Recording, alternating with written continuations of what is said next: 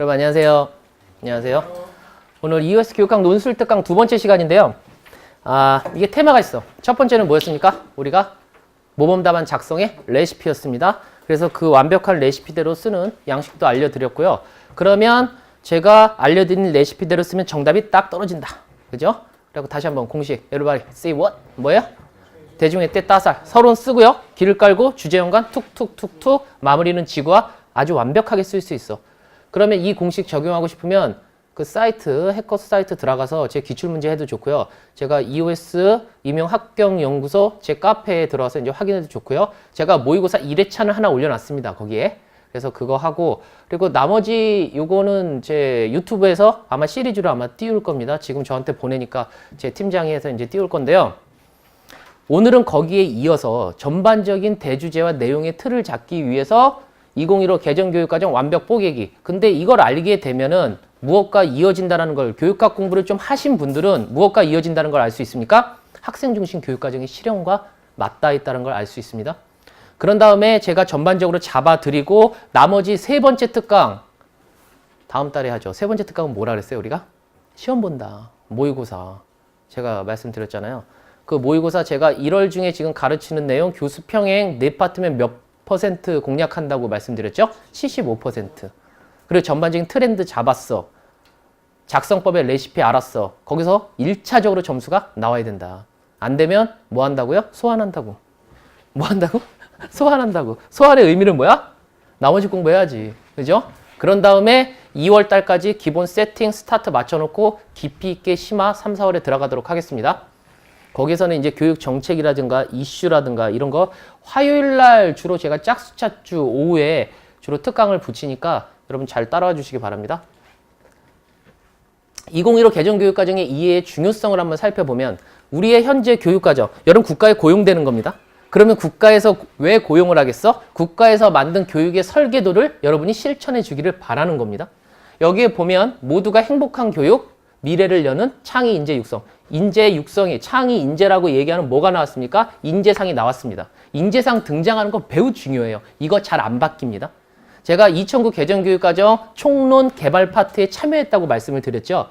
거기에서 보면 그 당시도 새로운 인재상이 필요해. 그 당시 인재상 뭐였습니까? 창의 인재. 예? 창의 인성. 그게 시도별로 달라. 어떤 시도는 창의 지성. 막 이럽니다. 그런데 그때 인재상이 바뀌었어요? 안 바뀌었어요? 안 바뀌었습니다. 근데 2015에는 등장을 하는 거죠. 이거 자체를 또 물어볼 수가 있어. 창의 인재를 육성하는 것을 기본 취지로 한다. 행복한 교육인데 숨어있는 건 뭐야? 맞춤형 개별화를 통한 행복한 교육이죠. 우리가 보면. 그래서 그동안 낯섰던 문제를 한번 리뷰를 해보면은 2016년도에 보면은 2015 개정 교육과정에 뭐예요? 차근, 현장 적응 방안에 대해서 문제가 나요. 그 당시에.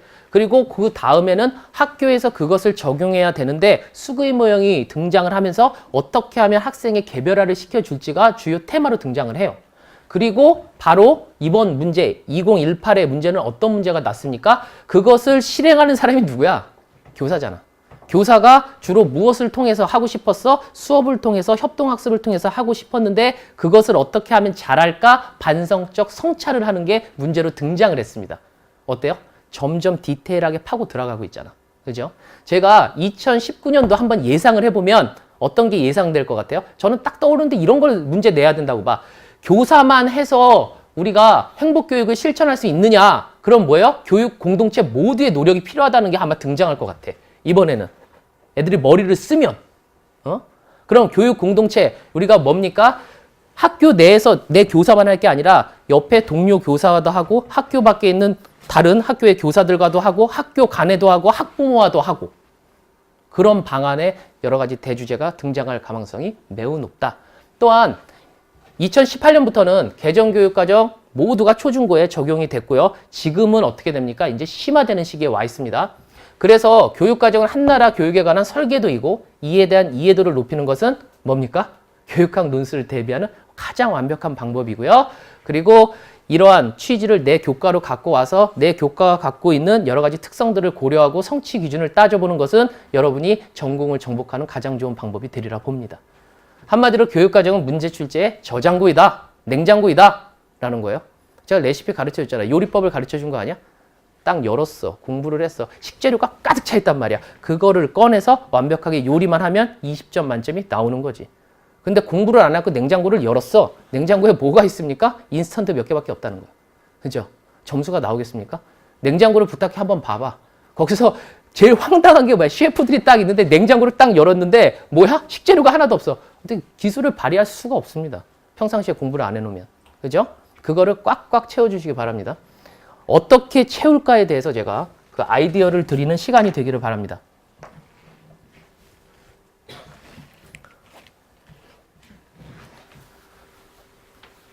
먼저 보면 개정의 주안점이라는 걸 알아야 돼. 주안점. 이 주안점.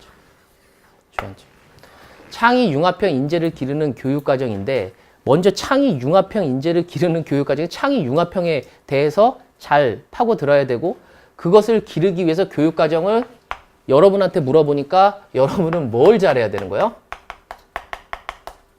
재구성을 잘해야지. 교사의 전문성이라고 얘기하는 것은 정해진 교육 과정을 어떻습니까? 학습자에게 적합하게 변형할 수 있는 능력이 있어야죠. 적합하게 변형한다는 능력이 뭐야? 학습자의 수준을 고려한다는 거고 그들의 특성을 고려한다는 거잖아. 그죠? 심리화를 잘 시킨다는 것을 말합니다. 그리고 핵심 역량과 원리를 제시하면서 학생들이 수업에 직접 참여하는 수업. 그 수업을 얼마만큼 이해하고 적용할 수 있느냐. 학생 참여형의 수업에 대해서 우리는 집중해야 되는 거죠. 그래서 교사학습 파트에서 보면 학생 참여형의 수업이 몇 가지가 있죠. 원래 교육과정 총론을 뜯어보면 거기에선 토의, 토론을 얘기하는데 전반적으로 자기 주도적 학습 역량을 기르고 협동학습을 하는 대부분이 어떻습니까? 학생이 직접적으로 수업에 참여하는 수업이 되는 거예요.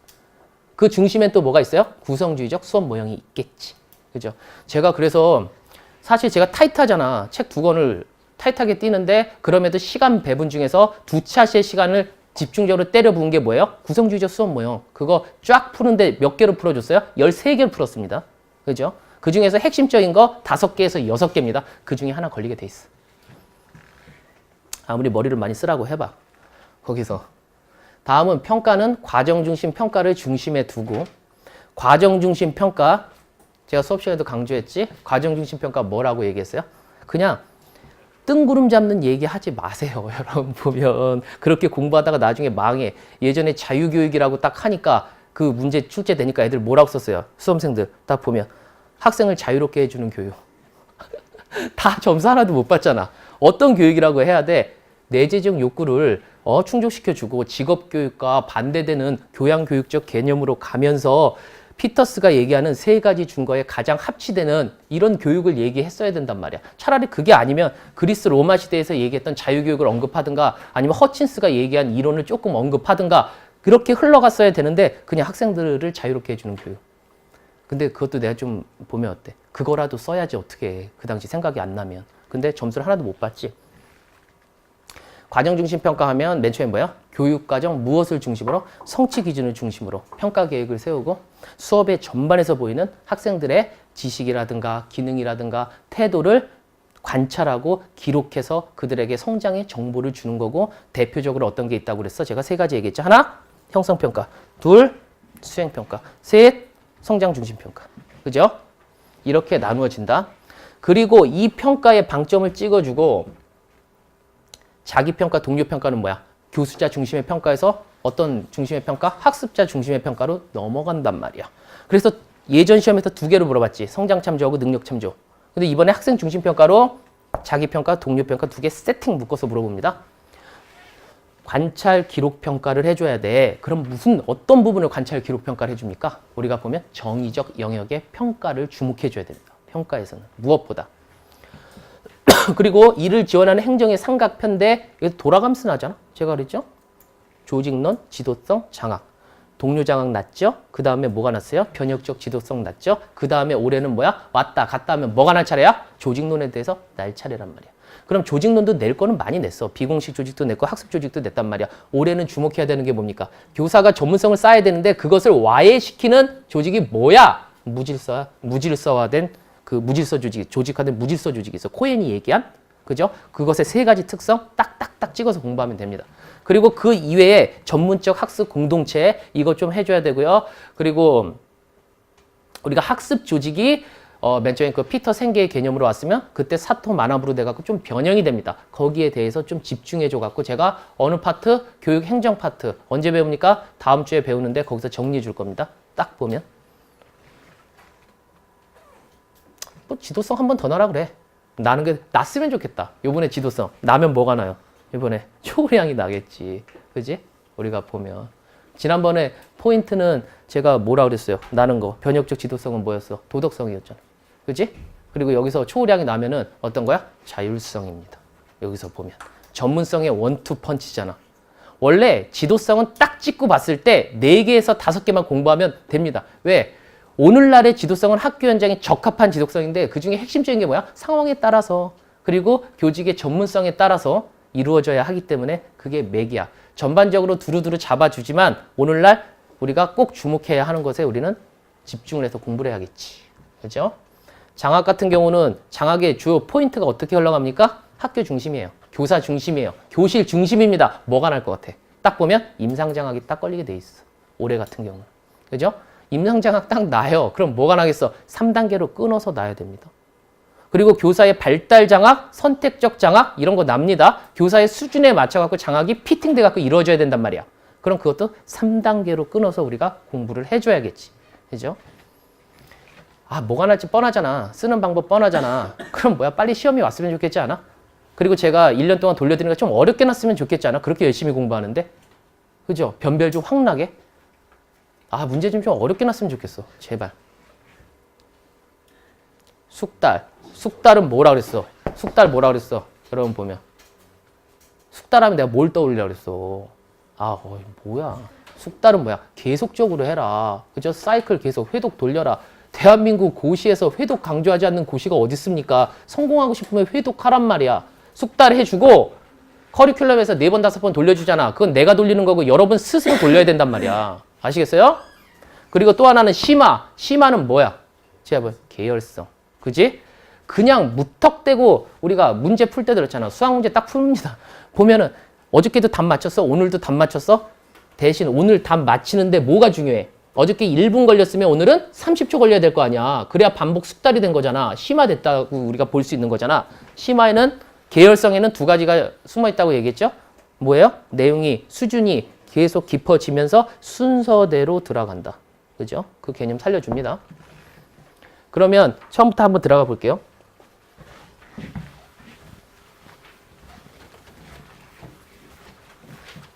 왜 창의 융합형 인재가 필요한가? 하긴 이러한 논리 같은 경우는 맨 처음에 교육의 위기에 대해서 언급을 합니다. 교육의 위기는 원래 1960년대에도 한번 와요. 우리가 보면 지식이 폭발적으로 들어간단 말이야. 그러니까 학교 교육이 그거를 다 담을 수가 없어. 그러면서 뛰어난 학자들이 계속 나옵니다. 대표적인 학자들이 누구야? 1970년대 히트친 학자들이 오스베르하고 브루너 같은 사람이 그때부터 등장을 하는 겁니다. 근데 우리가 일반적으로 봤을 때 그때는 뭐야? 해결해 나가는 방식이 학습 네트워크고 평생학습 사회의 구현이에요. 그 당시는. 학교를 이제 극복해 주기 위해서. 수직적, 수평적 통합이란 말이야. 그런데 오늘날의 또 교육의 위기에 대해서 살펴보게 됩니다.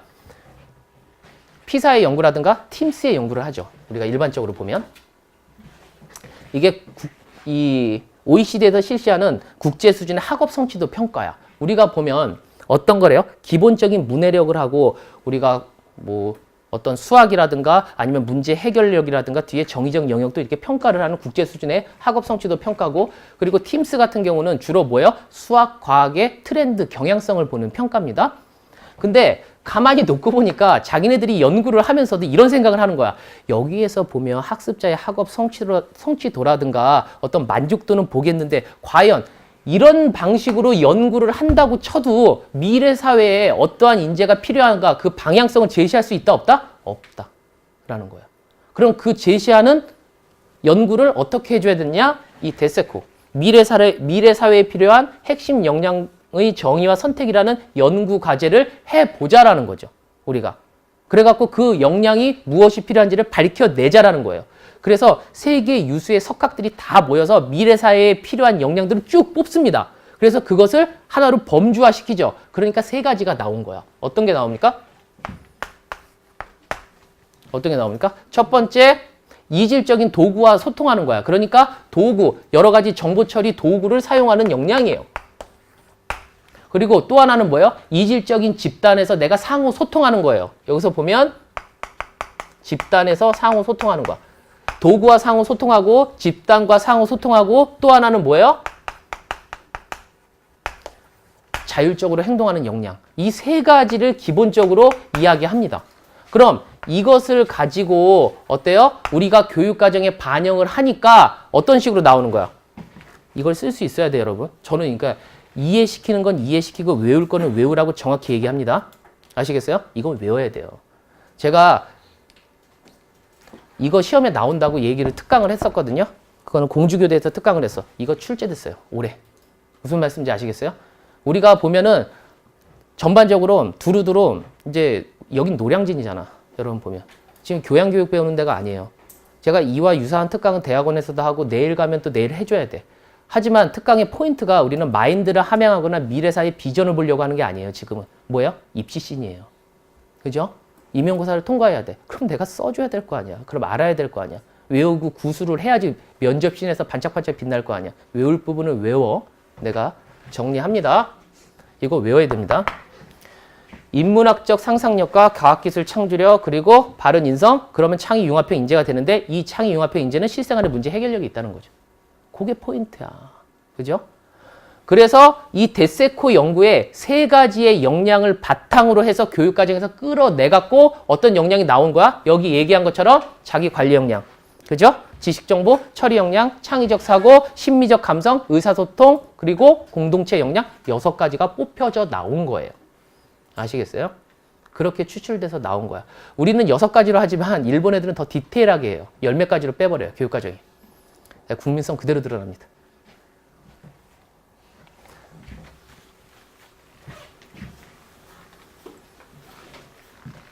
그래서 창의융합형 인재를 길러야 되는데 우리의 교육과정으로 다시 들여다보면은 소양교육, 인문사회, 과학기술 그러면 여러분한테 2차 신 같은 데서 물어보면 이러한 인문학적 소양을 기르는데 여러분 가장 효과적인 교육이 뭐야?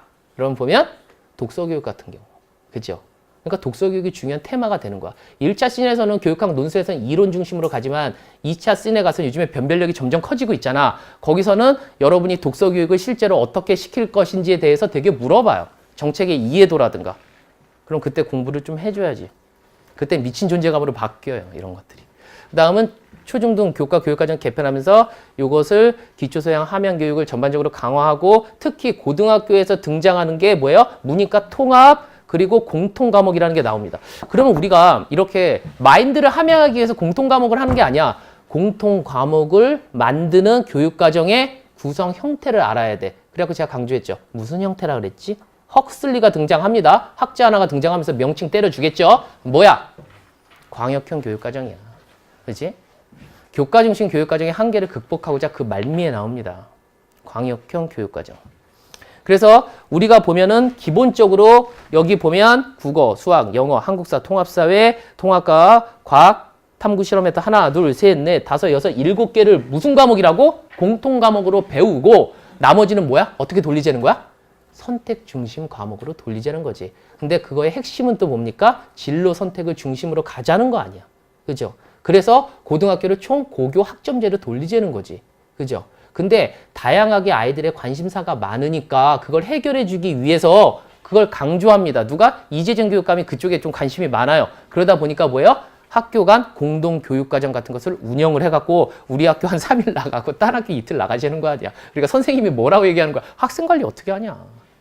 그게 이제 되게 그 교육감 신년사에도 나오고 사람들이 좀 이슈였던 거지. 우리 올 초에. 요거 이제 지나가고요. 그러면 이게 6개 핵심 역량을 기르자는 거 여기까지 떨어졌어? 이해가 됐어요? 그지? 데세코 연구해갖고, 그죠? 그거 했고, 이렇게 해갖고 우리 핵심 역량을 길러야 돼. 왜? 핵심 역량을 길러야지 뭘 기를 수가 있어? 어떤 인재를 키울 수가 있어? 창의융합형 인재를 키울 수가 있지. 창의융합형 인재를 왜 키워야 돼? 미래 사회에 적응하기 위해서. 그죠? 내가 스토리로 말을 만들 수 있어야지 문제 풉니다, 여러분. 그러면 핵심 역량을 어떻게 기를 것인가 그 방법적으로 우리가 접근을 해봐야 된단 말이야.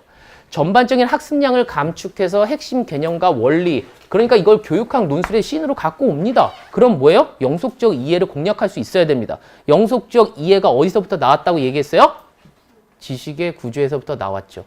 그러니까 이론상 볼 때 지식의 구조 출제될 확률이 매우 높아요. 그 다음에 영속적 이해 매우 높아요. 영속적 이해를 끄집어 들여갖고 우리 교육과정에 무엇을 만들었습니까? 성취 기준을 만들었어요. 여러분 보면. 그러니까 매우 높아지는 거지. 이해도를 높여야 돼. 제가 그랬잖아. 맨 처음에 자유학기제를 딱 보고 자유학기제를 그대로 누가 문제를 냅니까? 자유학기제 딱 보면 뭐가 어떤 게 떠올랐어야 된다 그래서 제가 어떻게 무엇이 떠올라야 된다 그래서 자아정체감. 그죠? 정체감과 관련된 이론이 날 거다.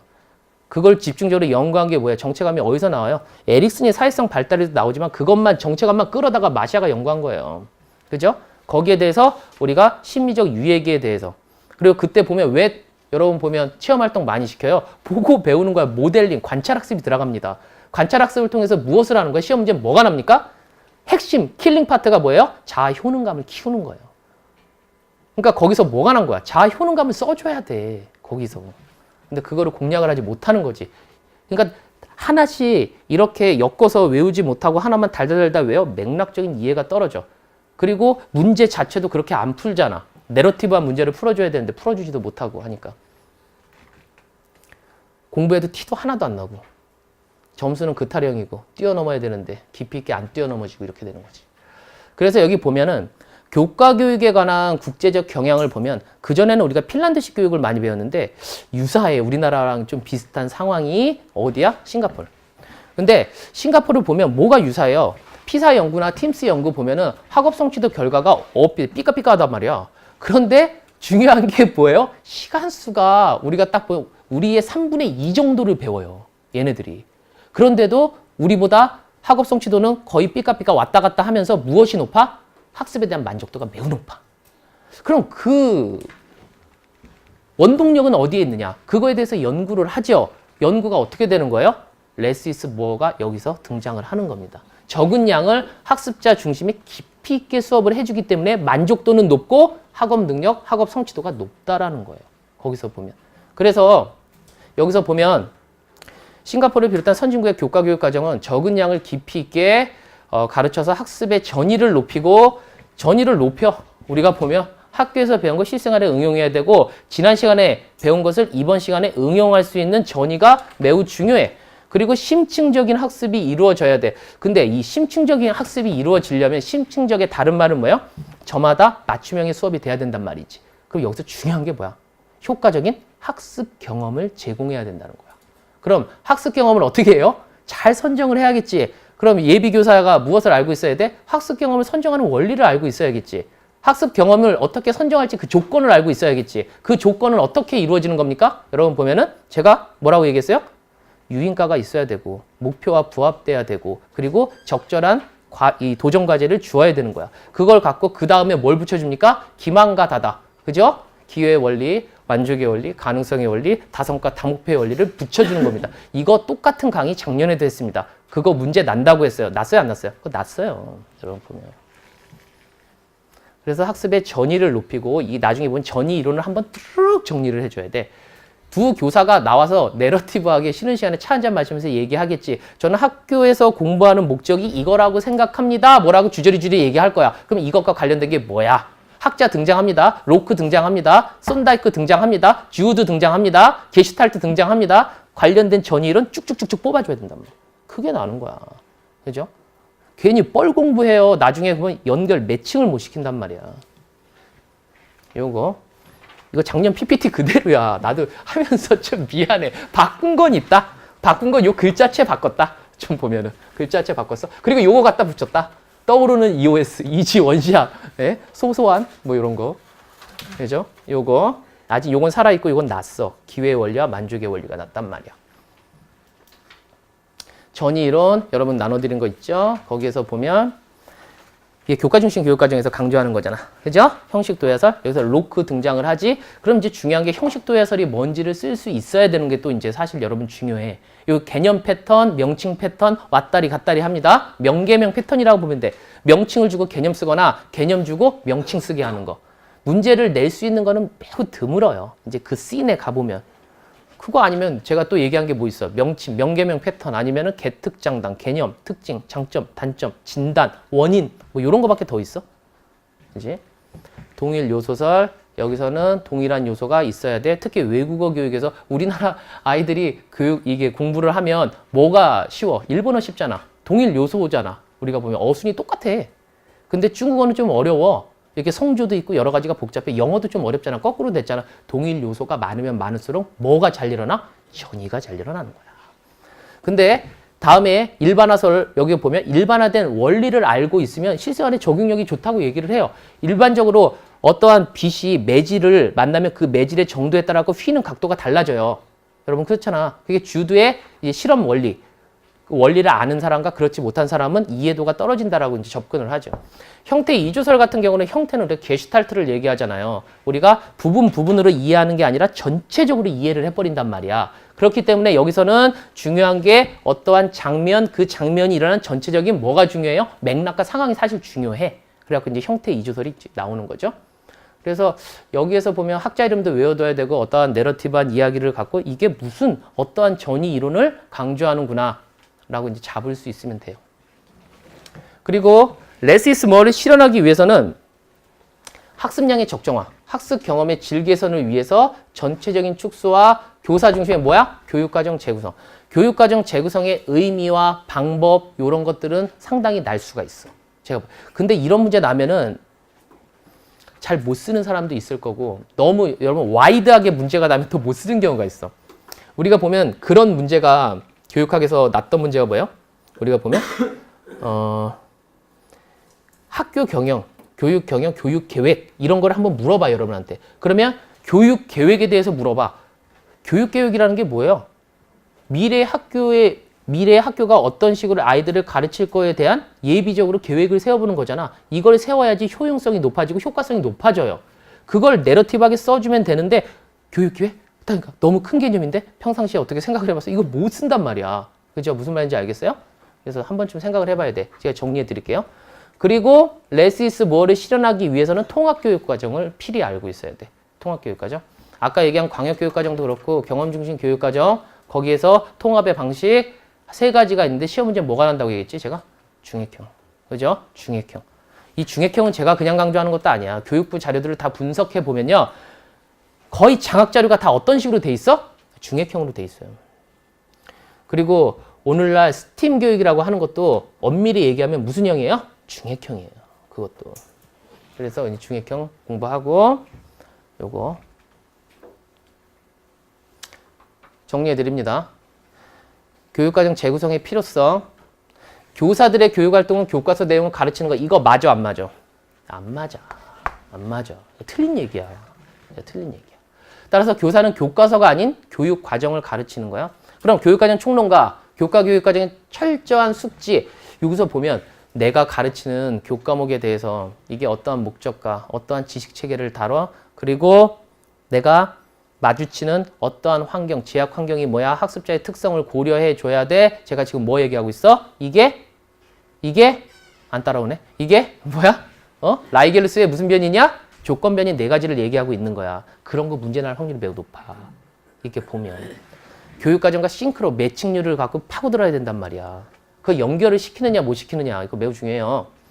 그리고 교수 학습 환경이 다르고 수준에 따라서 내용 수준 성격이 상이하기 때문에 기계적이고 평면적으로 가르쳐. 그럼 아이들이 어떻게 느껴요? 소수의 아이들만 따라오고 나머지는 어렵게 느낀단 말이야. 그죠?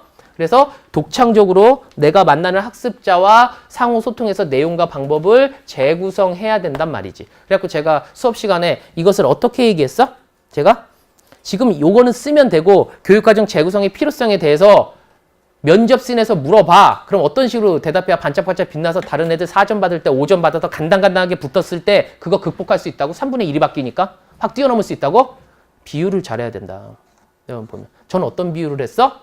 제가 보면 교육과정 재구성은 어머니의 손맛, 정성을 느끼게 해주는 거다라는 거죠. 내가 만나는 나의 식구가 진밥을 좋아하는지 된밥을 좋아하는지 어떠한 짠 음식을 좋아하는지 짠 음식 먹으면 안 돼. 그러면 당뇨병 걸리면 안 좋으니까 이렇게 어떠한 그 저염식 식단을 이렇게 대접하듯이 내가 만나는 학습자를 정성으로 이끌어서 그에게 적합한 교육과정을 만들어주려는 그런 노력이라고 얘기를 해줘야 된단 말이에요. 여러분 아시겠어요? 깊이 있게 얘기해야 돼요. 그러니까 사실 보면 교육학을 이렇게 공부를 할 때 1차 씬에서 깊이 있게 공부한 사람은요. 2차 씬으로 넘어가서 조금만 해주면 그냥 끝나. 무슨 말씀인지 아시겠어요? 이게 밑바탕이 되니까 공부의 60에서 70%가 거기서 끝나버려요. 무슨 말씀인지 아시겠어요? 근데 수박 겉핥기로 공부한 애들은 그때 처음부터 다시 해줘 또. 1차 가까스로 통과해서 점수도 높지 않을 뿐더러. 그러니까 어때요? 상당히 2차에서만, 저 2차에서만 3번 떨어지는 학생 봤다니까. 근데 걔는 면접을 아무리 해줘도 나중에 수업 실력이 너무 약해, 이게. 이렇게 보면. 그것도 시나리오에 의해서 쭉 끌고 가야 되는데 좀 안타깝더라고. 어두워지지 마. 우리가 붙는 거야.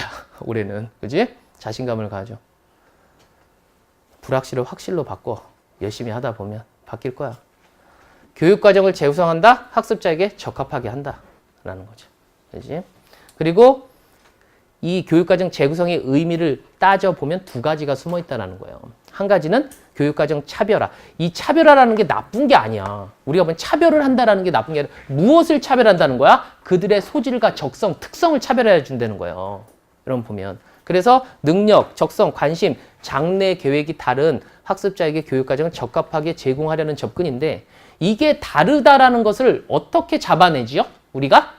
진단평가를 통해서 출발점 행동을 잡아내야 되잖아. 출발점 행동이 3가지잖아. 그 중에 하나가 뭐예요? 이런 거잖아. 학습자 특성이잖아. 그렇지? 하나 낼만해.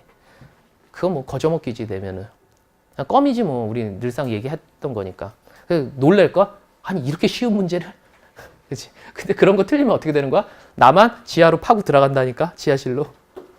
수준별에 또 의미가 갖고 있다. 재구성 2가지. 하나는 차별화, 하나는 수준별. 이거는 뭐예요? 교육과정을 학습자에게 적합하게 하기 위해서 학습자의 수준을 고려하는 거야. 퀴즈 하나 내볼까? 나 수업 들은 학생들한테? 안 들은 사람한테 한번 내볼까? 이렇게 보면 어떻게 교육학 공부 잘하고 있는지? 교육과정 배웠어요? 안 배웠어요? 어? 초수야? 재수야? 재수? 그래, 딱 좋다. 그러면 여기 수준별을 가지고 내가 아이즈너 매칭시켜 볼게. 아이즈너가 이 수준별을 고려하는 것을 어떤 조직이라고 얘기했어? 우리가 보면 아이즈너가 얘기한 것 중에 우리가 보면 여러분 뭐야? 이거 뭐야?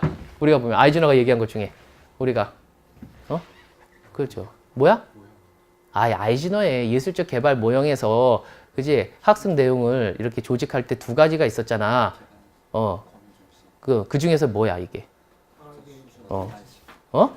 맞아요. 계단식을 얘기하는 거야. 이렇게 보면. 이런 개념들이 나중에 우리가 공부한 개념에 그렇게 갖다 붙는 거야. 안 떠올랐어? 계단식을 고려한다 그래. 학습 내용을 조직해 줄 때 범교과 조직으로도 해주지만 계단식을 고려해 줘야 되고 거미집을 고려해 줘야 된다고 얘기를 해요. 그러면 이 개념은 거미집이잖아. 그죠? 거미집이잖아. 이게 있으니까 학습 내용을 거미집 얽히설키 다양하게 해줘야 된다는 거잖아. 수준을 고려하니까 계단식으로 그것을 어때요? 이게 조직해 주는 거잖아. 아이즈너는 교사의 역할을 무엇이라고 잡았다고? 예술가로 잡았다고. 표현 자체가 다 메타포적이에요. 이렇게 보면. 재구성의 필요성과 의미 같습니다. 그럼 방법이 나오겠죠? 방법은 전개 순서의 변경, 내용 생략, 내용 추가, 내용 축약, 그리고 내용을 다른 걸 리플레이스 하는 것도 다 들어갑니다. 근데 이런 거는 특징이 뭐야? 이렇게 보면. 교사가 내 교과 내에서 할 수 있잖아. 그죠? 자기가 조금만 노력하면. 새로운 단원을 하나 갖다가 단원하면 타바 나와야겠지만 단원을 갖다가 새로 만들어서 넣을 수도 있고 그러기 위해서는 시간을 확보해야 되니까 일정한 내용은 좀 생략을 해줘야 되겠지. 그죠?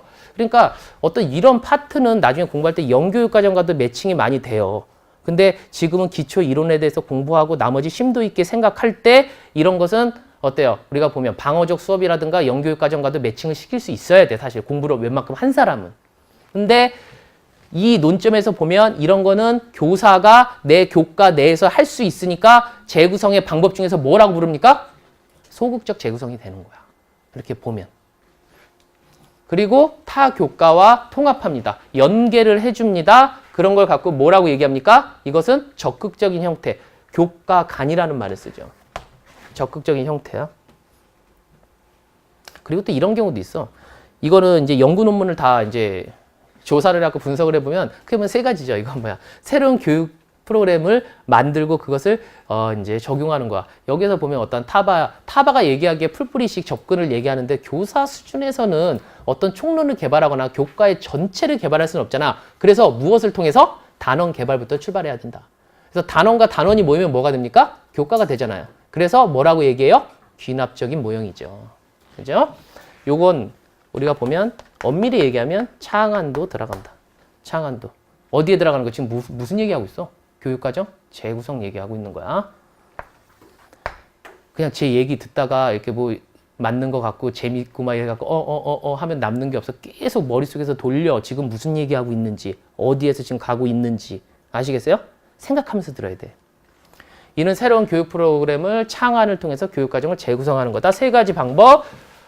소극적인 방법, 적극적인 방법, 그리고 창안의 방법 이렇게 얘기를 했고요. 소극적인 방법은 뭐야? 내가 내 교과 내에서 하는 거고 적극적인 방법은 타 교과와 연계해 주는 거야. 그러니까 미묘해. 말만 이렇게 여러 가지로 얘기하는 방법이야. 근데 일반적으로 이렇게 딱 공부하면 뭐 이렇게도 물어볼 수 있지 않을까? 여기서 보면 교과 내 교육과정을 재구성하는 방법 아니면 좀 어렵게 물어보려면 소극적인 방법의 구체적인 예를 들어라. 그죠?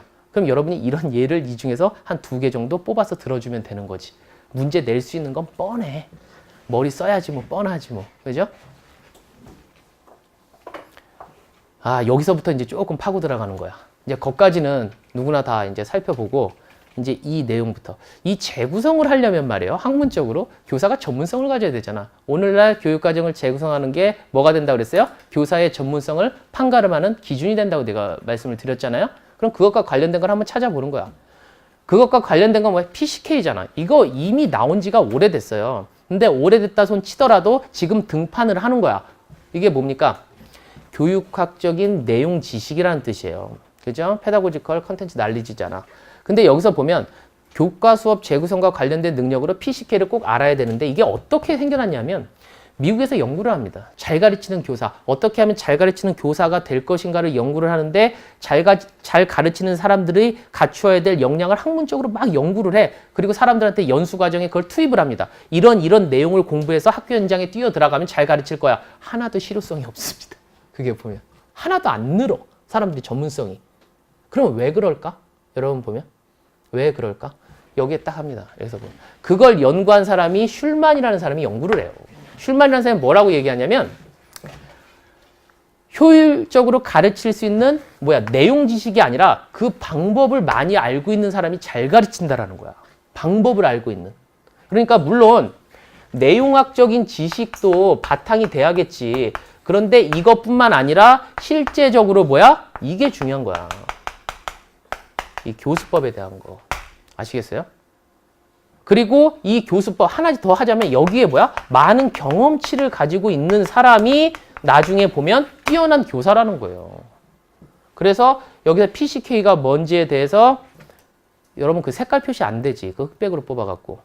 그죠? 그거 체크해놔. 요것만 쓰면 돼. 특정 내용을 특정 학생들에게 이게 특정 내용이라는 건 내 교과잖아. 그죠? 특정 학생들이라는 건 내가 만나는 학생들이지. 이해되세요? 그 학생들에게 이해를 촉진시킬 수 있도록 가르치는 방법에 대한 교사의 지식 이렇게 딱 써주면 이거 정의가 끝납니다. 그리고 나머지는 내가 넘겨볼게. 많은 그걸 메타 연구를 한 사람들이 있어. 그러면 어떻게 PCK의 구성 요소가 떨어지냐 하면 이 4가지로 떨어지는 거예요. 이거 보면. 하나가 교과 내용에 대한 지식이야. 또 하나는 교수 방법에 대한 거야. 그러니까 이 PCK도 연구한 사람이 많잖아. 그러니까 이 사람은 이게 PCK를 구성하는 요소고 B라는 학자는 이런 구성 요소고 이런 얘기를 많이 할 거 아니야. 근데 그것을 우리가 메타 분석을 해갖고 다시 놓고 보면 이 4가지로 떨어진다는 거야. 그래서 학습자 교육 과정에 대한 지식이고 하나는 환경에 대한 지식이란 거야. 이 4가지 요소. 이해가 되시죠? 그런 다음에 이 PCK의 특징은 뭐냐면 또 특징 패턴 많이 물어보잖아. 이거 자기 교과에서도 이렇게 교과 그 내용, 그러니까 자기 이제 물어보는 데도 있을 걸 아마 이렇게 보면 이 자기 교수법이라든가 이런 거 각 교과에서도 좀 강조하는 부분이 있고요. 교사 자신의 개인적인 지식 영역 여기 보면 그리고 또 하나는 다양한 영역의 지식과 변인들을 통합적으로 영향을 미치는 걸 아는지 그리고 교실 수업 경험을 통해 얻어지는 이거 되게 중요해요. 3번 핵심적인 거야. 그리고 경험적 실천적인 지식 다시 말해서 암묵적인 지식 고정된 지식이 아니라 실제 수업의 반성과 적용으로 점진적으로 발달하는 것 그리고 경쟁력 있고 전문성 있는 교사를 나타내는 핵심적인 구인이 된다. 이게 특징이야. 이게 요소이고 여러분 그 유인물 보고 체크 잘 해두면 돼. 제가 나눠드린 유인물 그것도 작년에 만들었고 이번에도 수정해갖고 되게 신박한 거니까 여러분 또 나중에 또 그 위에 사발면 올라가거나 라면 올라가지만 냄비 올라가면 안 된다. 여러분 잘 쓰세요. 이렇게 보면 제가 책을 잘 써갖고 제 큰딸에게 이렇게 선물을 해주면 늘상 그 위에 냄비가 올라가 있을 때가 있어. 그래갖고 아주 제 또 박사학위 논문이 그 냄비가 올라가 있어. 지난번에 딱 열받아가지고 내가 거기에 제가 또 앞에 딱 넘겨 써주거든. 사랑하는 나의 은주에게 앞으로 아빠 이 논문을 쓰면서 고생 많이 했는데 너는 고생 안 했으면 좋겠고 아름답고 찬란한 삶을 살았으면 좋겠어. 냄비가 왜 올라갔냐고요. 교육과정 재구성에 여기 하나만 더 파고 들어갑니다. 내러티브를 활용해 주는 게 매우 중요해요. 근데 제가 이 내러티브를 왜 강조합니까? 우리 교육과정에서 내러티브 강조해요, 안 해요? 강조합니다. 내러티브가 뭐예요? 이야기적인 서사야. 그 기본이 뭡니까? 글쓰기입니다. 자서전적인 글쓰기가 매우 중요해. 오늘날 교육과정은 재개념주의로 갑니다.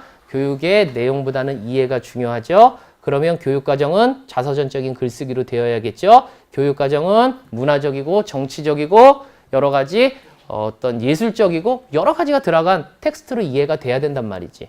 그죠? 근데 그렇게 해서 재개념주의의 어떠한 특징을 잡아내는 것도 중요하지만 그것을 활용하는 회전, 분정, 꾸레레 4단계를 가지고 쓰는 것도 매우 중요한 부분이야. 사실 보면. 그거 출제가 되면 알고 있어도 제대로 못 쓰고 두드러 맞는 학생들이 되게 많을 거야. 특징 3개 쓰고요. 4단계에 대해서 정확히 써줘야 되고요. 그것을 수업에 활용할 때 어떻게 써야 되는지도 알고 있어야 돼요. 사실 보면. 그거는 제 수업 안 듣더라도 제가 EOS 교육학 딱 치면 요 조만간에 제가 한번 정리해가지고 제 유튜브에 올릴게. 제가 지난번에는 뭐 올렸어? 아이즈너 거 하나 있으니까 이번에는 파이나 거 하고 교수학습. 근데 구성주의 같은 것도 좀 모형별로 끊어야겠다. 그죠? 끊어서도 올리고. 일주일에 2개니까 아니 하나만 해. 너 피곤해. 그때 토요일 날 와서 여러분 스터디 봐주면서 오후에 하나씩 이제 한두 개 정도씩 이제 찍으려고 하고 해서 이제 나중에 도움 됐으면 좋겠어. 지금 어저께 파일 올리고 지금 채널 구독을 하는 사람들이 어마어마해. 지금 5명인가 있어. 네?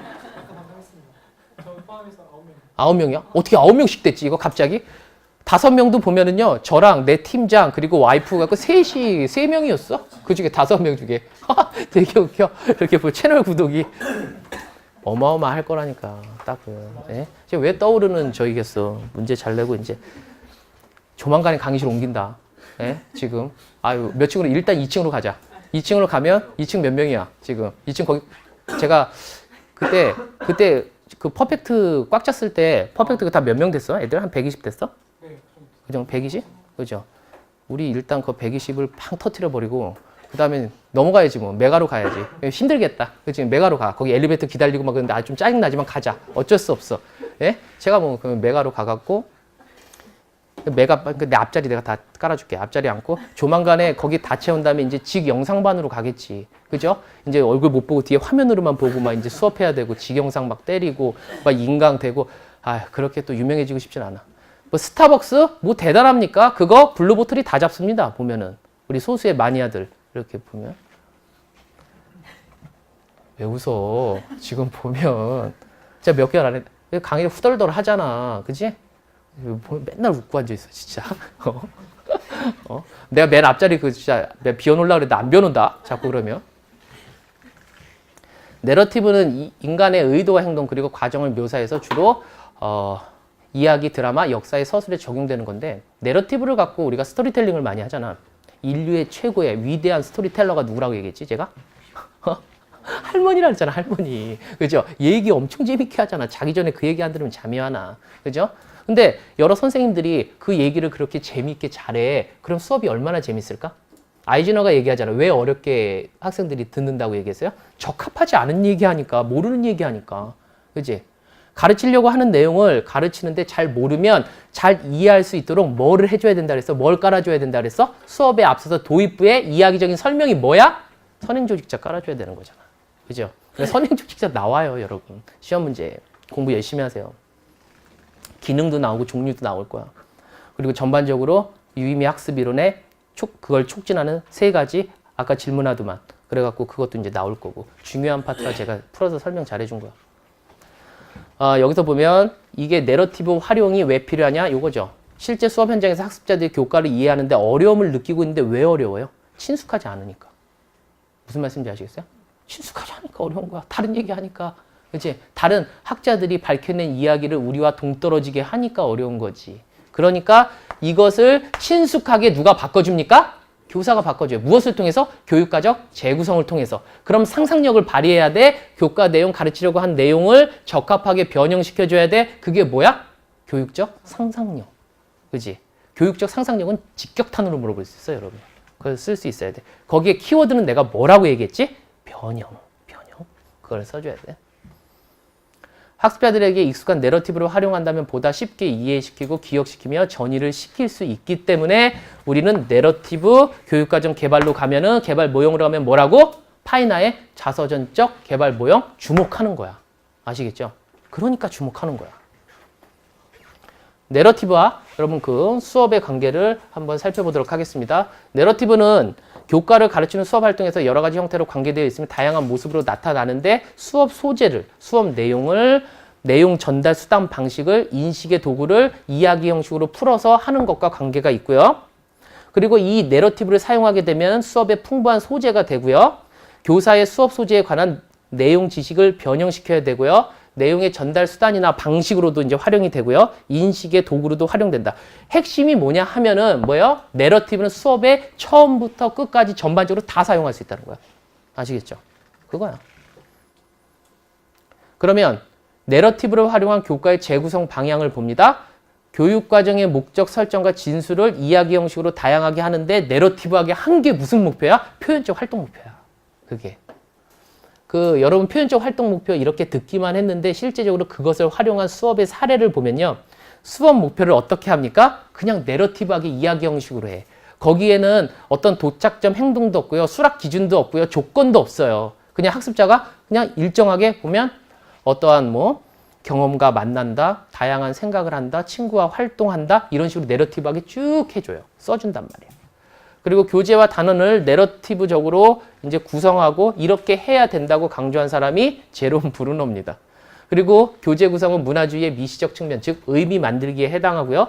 구성주의적이고 상호작용을 해야 되고 자아 정체감 등을 활용해서 시작, 전개, 반전, 결말이 있어. 그럼 이렇게 이야기 형식으로 만들어 가지고 구성주의에서 접근하는 게 뭐야? 이걸 스크립트를 엮어갖고 어떻게 가는 거야? 그게 뭐야? 목표 기반 시나리오라는 방법이야. 그럼 보면.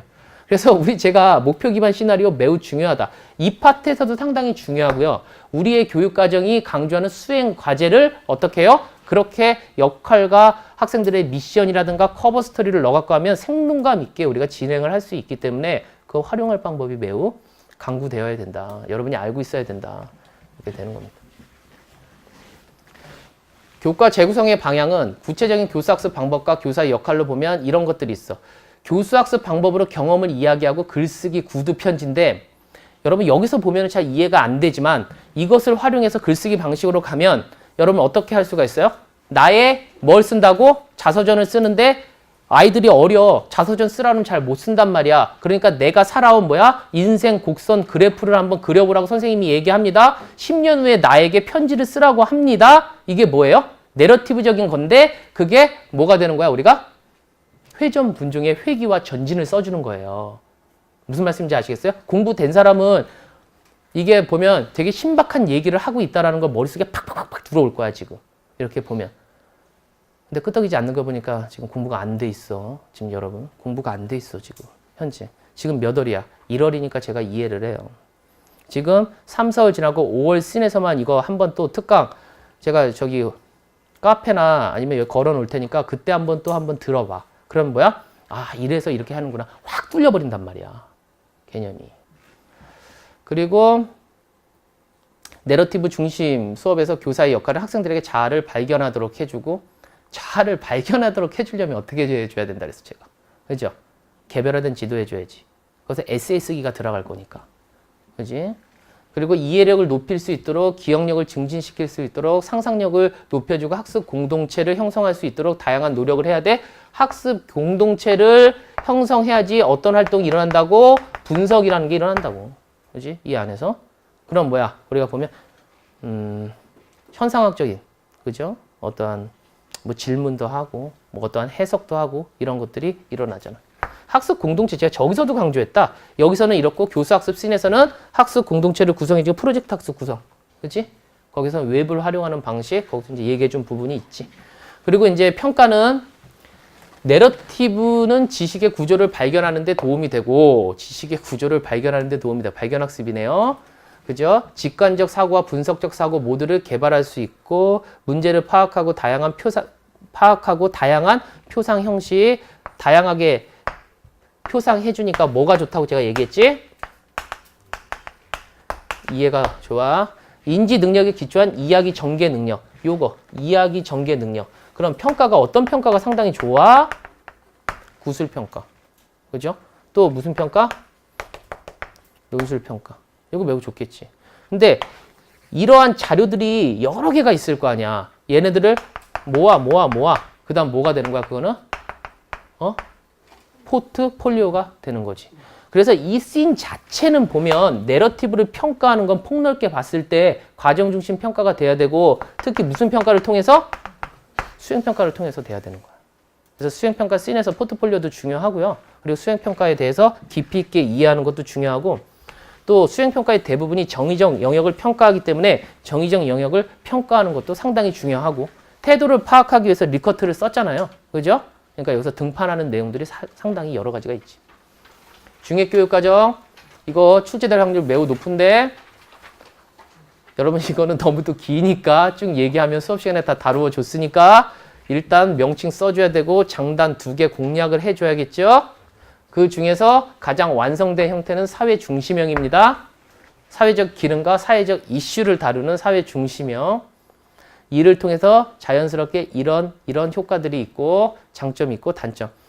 단점은 효율성 저하, 충분한 효과를 기대하기 어렵고요. 또 이거를 한번 계획해갖고 만들기가 어렵기 때문에 계속 반복을 돌려. 그러다 보니까 그리고 또 이걸 강조하게 되면 주제가 겹치잖아. 그죠? 그러면은 국어에서 하는 거라든가 사회에서 하는 거라든가 비슷한 걸 여러 번 반복해버립니다. 그러면 학습자가 오히려 흥미가 높을 것 같지만 나중에서는 비슷한 교육과정으로 인해서 흥미가 또 떨어져 버리는 수가 생겨. 그런 게 생기더라고요. 그리고 필수 지식이나 경험을 우리가 일반적인 어떤 교과 중심이나 학문 중심 교육과정에 비해서는 좀 빼먹을 수가 있겠지. 누락도 되고요. 그리고 여기서 보면 평범한 것만 반복하니까 평범한 성숙이 이제 이루어지는 거지. 중액교육과정의 맥락에서 실생활의 문제 중심을 통해서 스팀 교육. 스팀 교육하면 우리 융합 수업이잖아. 쉽게 얘기하면 융합 수업인데 여기서는 강조하는 게 스팀은 뭐야? 이거야. 프로젝트는 뭐라 그랬어? 제가 강조하는 게.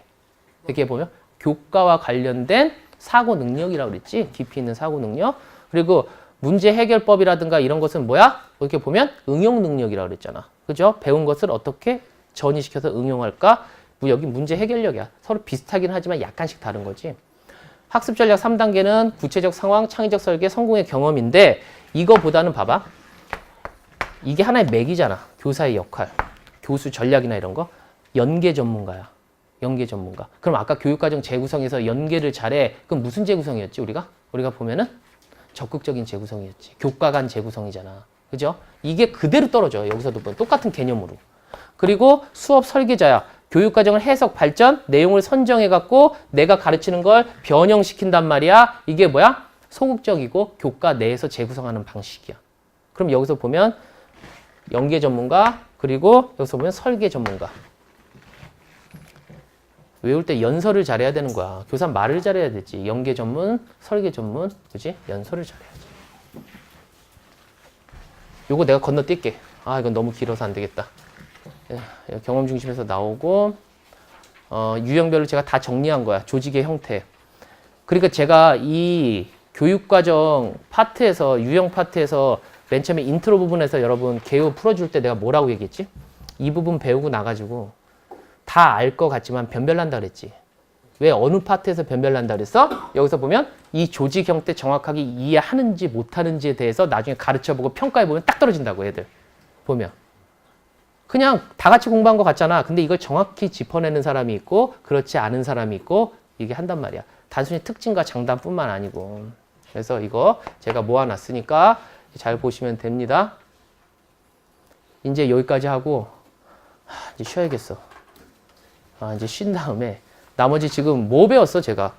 우리가 보면 교육과정에 관한 거. 포인트가 뭐였지? 다음은 뭐 배우겠어? 수업에 학생 참여형 수업에 대한 거. 그리고 그 다음은 뭐야? 평가에 대한 거 배우겠지. 그리고 그 다음은 일반적으로 행정에 대한 건데 행정은